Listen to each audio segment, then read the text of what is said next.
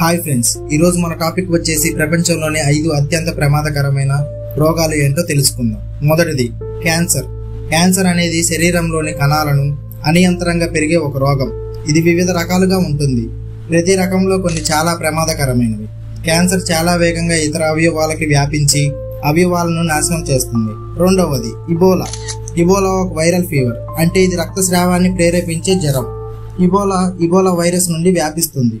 ఇది రక్తం మరియు అవయవ వైఫల్యానికి దారితీస్తుంది. ఇది చాలా వేగంగా వ్యాపిస్తుంది. దీనికి సరైన వ్యాక్సిన్ లేకపోవడం కూడా దీనిని ప్రమాదంగా మారుస్తుంది. మూడవది హెచ్ఐవి. ఈ వ్యాధి రోగ నిరోధక వ్యవస్థను దెబ్బతీస్తుంది. శరీరాన్ని సాధారణంగా అనారోగ్యాలకు కూడా బలహీనంగా మారుస్తుంది.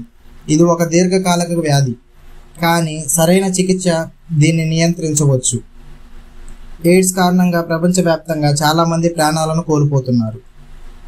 నాలుగవది మలేరియా. మలేరియా ఒక దోమల ద్వారా వ్యాపించే రోగం. ప్లాస్మోడియం పరాన్నజీవి వల్ల వస్తుంది.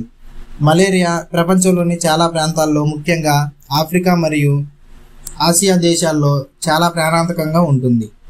ఇది జ్వరం, వాంతులు మరియు తీవ్రమైన తలనొప్పి వస్తుంది. ఐదవది ట్యూబెరోసిస్. ఇది ప్రధానంగా ఊపిరితిత్తులను ప్రభావితం చేసే ఒక బ్యాక్టీరియల్ ఇన్ఫెక్షన్.